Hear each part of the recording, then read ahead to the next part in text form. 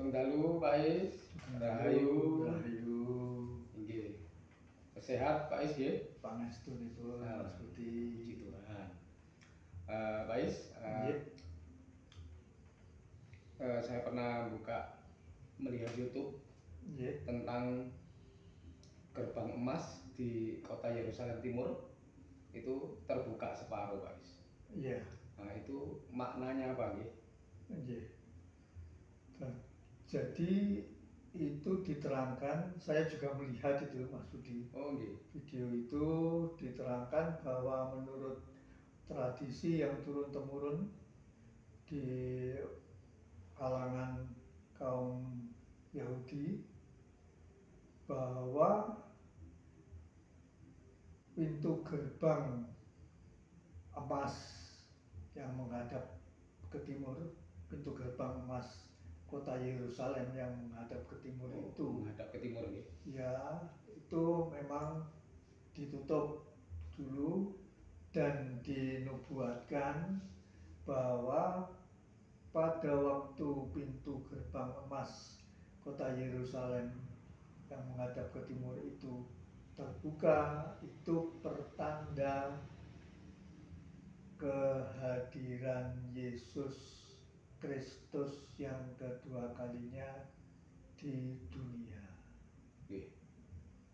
Dan kehadiran Yesus Kristus kedua kalinya di dunia itu adalah pertanda dimulainya penghakiman atas semua manusia dan dimulainya perubahan dunia baru, dunia kerohanian yang baru, sehingga dunia seluruhnya, umat manusia seluruhnya benar-benar nanti akan menjadi umat yang taat manut kepada Allah. Itu katanya, karena saya sendiri juga di dalam kehidupan saya sebagai seorang Katolik, dari kecil sampai sekarang saya baru mengetahui tradisi itu di YouTube yang baru saya lihat beberapa waktu yang lalu itu, Mas Budi. Tentang gerbang emas. Ya, yang menghadap ke timur itu. Ya, tentang gerbang emas yang kota Yerusalem yang menghadap ke timur itu. Dan itu katanya sekarang ini terbuka separuh. Berarti belum sepenuhnya. Berarti kalau itu tradisi itu mengatakan yang demikian, itu pertanda bahwa kehadiran Yesus Kristus atau Isa Al-Masih yang kedua kalinya ke dunia itu sudah dimulai saat ini. Sedangkan kapan Yesus Kristus atau Isa Al-Masih datang hadir di dunia yang kedua kalinya itu belum ada kejelasan atau keterangan yang pasti mengenai kapannya. Mungkin 1 abad, mungkin 2 abad lagi, mungkin 3 abad lagi, atau malah mungkin 10 puluhan abad atau ratusan abad, tidak ada atau belum ada yang tahu.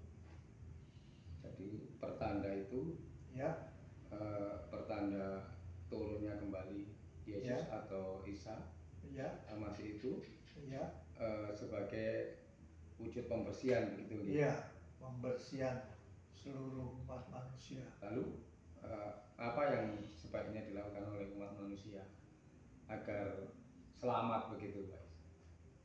Ya, yang paling utama yang harus dilakukan, yang harus bertobat.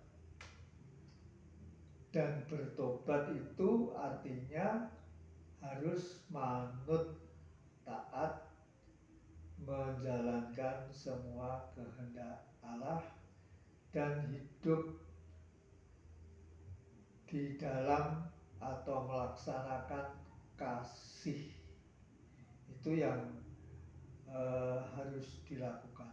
Jadi pertobatan yang sempurna adalah manut taat kepada Allah dan hidup di dalam dan menjalankan kasih kepada semua sesama ciptaan, kepada bumi, kepada udara, kepada air, kepada bintang-bintang, kepada makhluk-makhluk yang lain, binatang, tumbuh-tumbuhan, dan sesama manusia. Itu yang harus dilakukan. Dan pertobatan atau manut kepada Allah itu tanpa bimbingan Allah itu sangat sulit sekali. Karena di dalam diri manusia itu dianugerahkan ego yang pola aktivitasnya itu hanya hidup sekehendak hatinya sendiri, baik itu dengan tujuan baik maupun dengan tujuan yang tidak baik. Nah, orang yang selalu mengikuti dorongan ego itu akan sangat sulit sekali manut kepada kehendak Allah. Itu kesulitannya. Jadi untuk bersumarah yang sungguh-sungguh kepada Allah itu memang kesulitannya, penghalangnya adalah ego itu. Jadi antara tekad manusia dengan berkat Tuhan atau kehendak Tuhan untuk kita bersumarah itu pripun korelasinya, Pak Is? Jadi kalau kita itu mempunyai tekad, yang utama itu tekad saja, pasti Tuhan akan memberikan daya, kekuatan untuk semakin maju di dalam imannya kepada Allah. Dengan semakin majunya, semakin tebalnya, semakin besarnya, semakin kuatnya imannya kepada Allah, secara langsung juga akan membuat sumarahnya atau berserah dirinya kepada Allah itu juga akan semakin kuat, semakin sungguh-sungguh, dan semakin total. Artinya itu korelasinya. Artinya tekad itu memang sangat penting untuk dia dalam pribadinya berjalan menuju sumarah itu. Tekad untuk manut kepada Allah itu. Nah itu latihannya ya harus diawali dengan manut pada peraturan-peraturan pemerintah, manut kepada hukum-hukum yang dilaksanakan, dijalankan di dalam negara, di kehidupan berbangsa dan bernegara di Sesanggaman nomor 5 itu negara Kesatuan Republik Indonesia ini.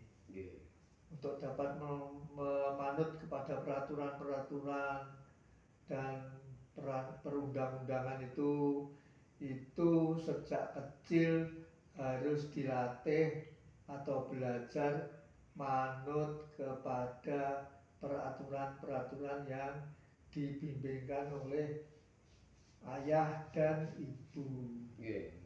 Nah, tentu saja di sini ayah dan ibu harus membimbing putra-putranya, putra-putrinya itu mengikuti peraturan-peraturan yang baik, benar, dan suci. Itu sulitnya. Jadi kalau ayah dan ibu itu juga belum mengerti bagaimana hidup yang suci, bagaimana hidup yang benar, terus bagaimana atau hidup yang salah, bagaimana atau hidup yang tidak baik itu yang harus dihindari, itu belum tahu ya, wah sulit sekali.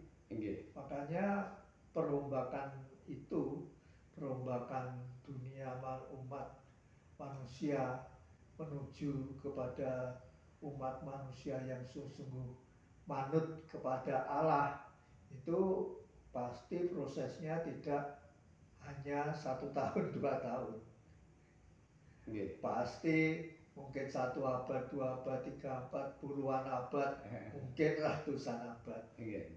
Nah itu tanda-tanda mulai sekarang kan sudah mulai dilihat ya, di dalam negeri bagaimana perilaku kalaknya ramai, perilaku warga negara semuanya, perilaku orang per orang, perilaku tokoh-tokoh kan dapat dilihat. Sekarang kan sudah semakin transparan dengan adanya media sosial, di Facebook, di TikTok, di YouTube, dan di Instagram dan sebagainya itu, di Twitter, ya seperti itu. Dan sekarang kalau kita melihat keadaan geopolitik, geoekonomi, geoscience, geospiritual, tanda-tanda itu sudah mulai nampak. Sekarang generasi muda sudah banyak yang mulai menjalankan hidup spiritual yang baik. Itu Mas Budi bisa mengamati di media sosial itu, Mas Budi ya. Dan kemunculan banyak peninggalan masa lalu juga. Iya, itu yang mengagumkan. Saya juga tidak habis pikir ya. Tiba-tiba muncul, ya, itu yang tanda-tanda zaman ya, tanda-tanda alam semesta, tanda-tanda dari Allah sendiri untuk membawa seluruh umat manusia ke dalam perbaikan kehidupan kerohanian yang benar dan baik. Kalau meminjam istilahnya siapa itu saya lupa. Sebelum penjajahan itu mematikan api, memati gembul. Nah sekarang waktunya menghidupkan kembali api untuk menuju Indonesia emas itu Pak. Iya betul. Menyalakan api kembali. Hanya muncul semua. Menurut Jongko Joyoboyo, sebelum munculnya Ratu Adil itu kan ada kaos atau hingar-bingar keonaran yang sangat dahsyat itu. Dan sekarang kalau kita melihat perkembangan perpolitikan di Indonesia kan nampak sekali ya. Orang-orang loh kok demikian, itu bagaimana? Banyak berita-berita yang seliweran yang belum tentu kebenarannya itu, dan mendiskreditkan 1-2 orang, pembunuhan karakter lah banyak. Pembunuhan karakter, iya betul. Nah itu kan juga merupakan tanda-tanda ya. Begitu ada cuitan Garuda Biru dulu itu ya.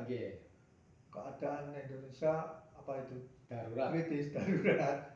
Wah, ada gerakan. Nah, itu kan sudah ada timbul itu tadi ya. Kaos keonaran yang mulai sedikit-sedikit muncul. Tapi Indonesia, kasih Tuhan untuk Indonesia begitu besarnya karena masyarakat Indonesia banyak yang sadar sepertinya untuk tidak betul. Jadi mulai terasa banyak generasi muda yang sudah mengarah kepada hidup yang suci, kepada hidup untuk manut kepada Allah, dan hidup yang benar-benar penuh kasih. Generasi muda sekarang sudah nampak sekali.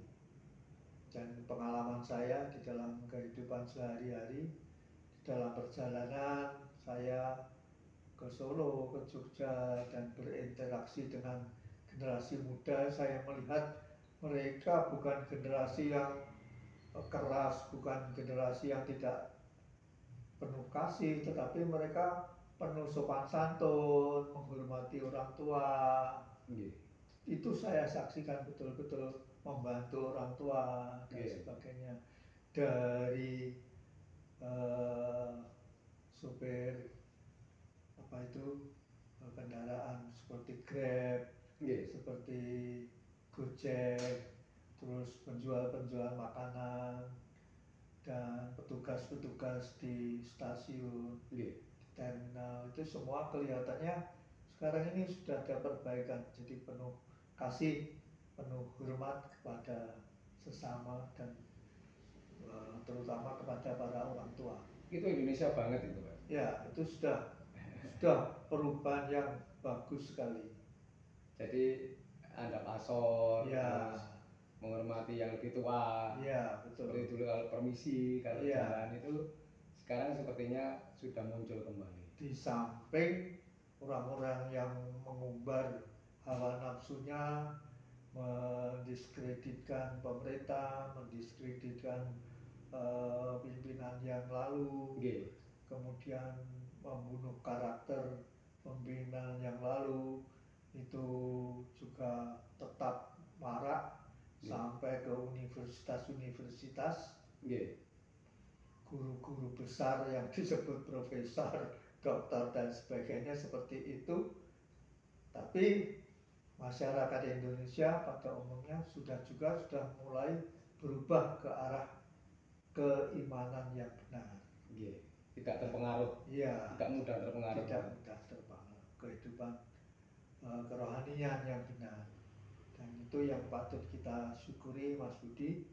Dan mungkin kita hanya mengamati saja perjalanan zaman akhir atau zaman perubahan kehidupan dunia ini, yang menuju kehidupan dunia yang benar-benar manut kepada Allah. Nggih. Karena belum ada keterangan yang jelas kapan itu terjadi. Jadi kita hanya mengamati saja perubahan geopolitik, geoekonomi, geosains, geospiritual, dan sebagainya. Demikian mungkin Mas Budi. Nggih. Matur nuwun sangat, Pak Is. Rahayu. Rahayu. Rahayu. Rahayu. Terima kasih para kadang semua. Salam Rahayu. Rahayu.